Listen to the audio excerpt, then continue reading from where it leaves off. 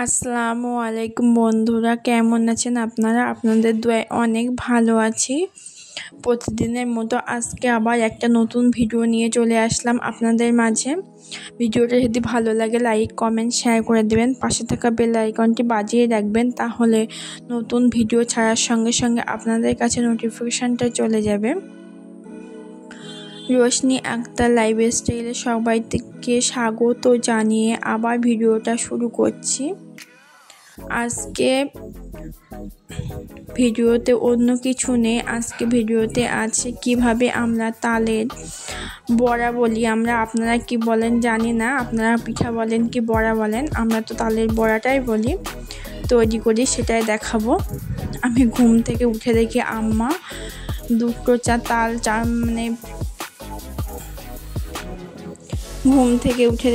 দুটো তালের রস বার করা হয়ে গেছে, আর একটা বাকি আছে। সেটাই বলল আম্মা যে এটা খোসাগুলো ছাড়িয়ে দাও, আমি রসগুলো বার করে নেই।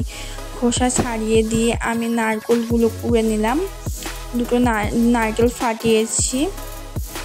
3টে তালে কিন্তু অনেকটাই রস হয়, কারণ আম্মা রস বার করবে, নারকেল কুড়বে, অনেক দেরি হয়ে যাবে, সেই জন্য আমি নারকেলগুলো কুড়ে নিচ্ছি।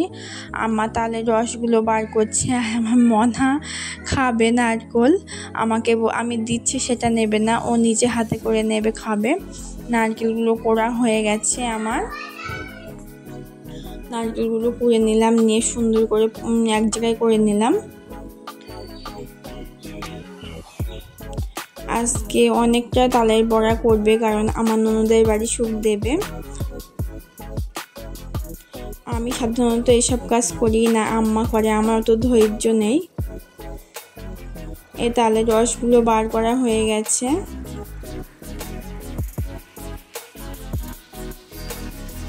তালের রসগুলো বার করে গামলায় নিয়ে এনেছে। আমাদের কিন্তু একটা চুপড়ি দিয়ে রস বার করি, অনেকে তালগুলো কেটে জল দিয়ে রস বার করে, তাতে কি পাতলা হয়ে যায়।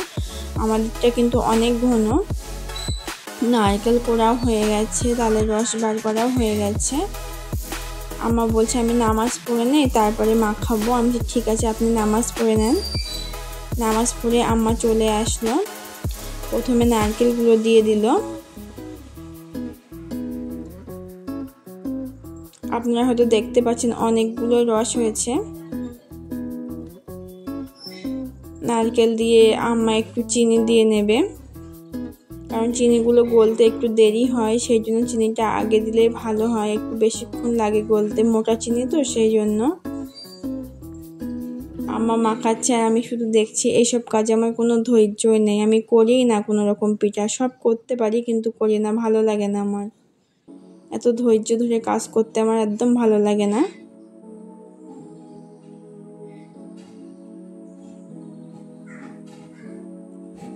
সুন্দর করে নারকেল আর চিনিটা সুন্দর করে তালের সঙ্গে মাখিয়ে নিচ্ছে। তারপরে চালের গুঁড়ো আর ময়দা একসঙ্গে দিয়ে দিল। শুধু চালের গুঁড়ো দিলে কি হয়, শক্ত হয়ে যায় বেশি, আবার খেতেও অসুবিধা, সেই জন্য একটু ময়দাও দিয়ে দিল নরম হওয়ার জন্য। একটু লবণও দিয়ে দিল, লবণ দিতে মনে ছিল না আমার। হয়ে গেছে মাখানো।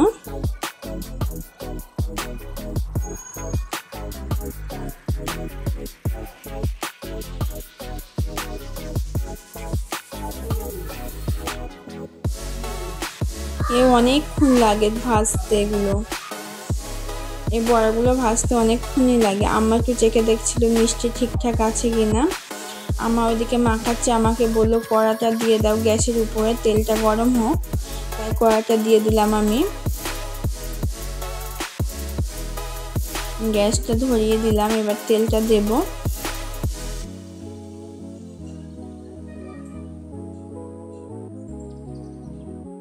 তেলটা দিয়ে দিলাম, একটু তেলটা গরম হোক, তারপরে বড়াগুলো আস্তে আস্তে দিয়ে দেবে।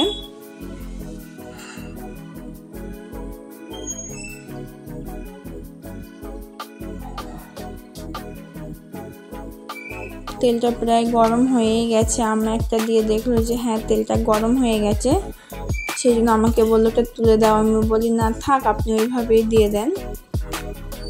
তারপরে আম্মা দিচ্ছে, আমি শুধু দেখছি।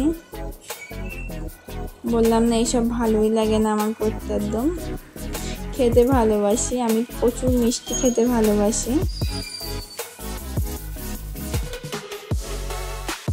আমার মাংসের থেকে মিষ্টিটা আরও প্রিয়, মিষ্টি আমি ভীষণ ভালোবাসি। আর আমার মনে কি করছে, বলছে আমি দেখবো আমি দেবো, আমি বলি না তুমি পারবে না। খুব দুষ্টুমি করছিল, তাই আমি গ্যাসের পাশে জানালার ওখানে একটা টুল দিয়ে বসিয়ে দিলাম, ওই বসে আছে। ও কিন্তু খায় না এসব, ও মিষ্টি পছন্দই করে না। আমাদের বাড়ি শুধু আমি আর আমার শ্বশুর আব্বা মিষ্টি পছন্দ করি, আর শাশুড়ি মা 2 মেয়ে কেউ মিষ্টিই পছন্দ করে না।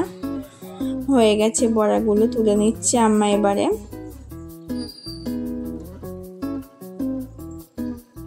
তুলে নেওয়া হয়ে গেছে, সবগুলো বড়া করা হয়ে গেছে, অল্প কিছু আমি প্লেটে নিলাম। তাহলে আজকে ভিডিওটা কেমন লাগলো কমেন্টে নিশ্চয়ই জানাবেন। আজকে একটু ভিন্ন ধরনের ভিডিও বানালাম। আমি সাধারণত রান্নার রেসিপি দিই না, আমরা এইভাবে তালের বড়াগুলো করি, খুব সুন্দর মুচমুচে হয়েছে। সবাই ভালো থাকবেন, সুস্থ থাকবেন, সকলে আমাদের জন্য দোয়া করবেন। আজকে ভিডিওটা এখানেই শেষ করছি, সবাই ভালো থাকবেন, আল্লাহ হাফেজ।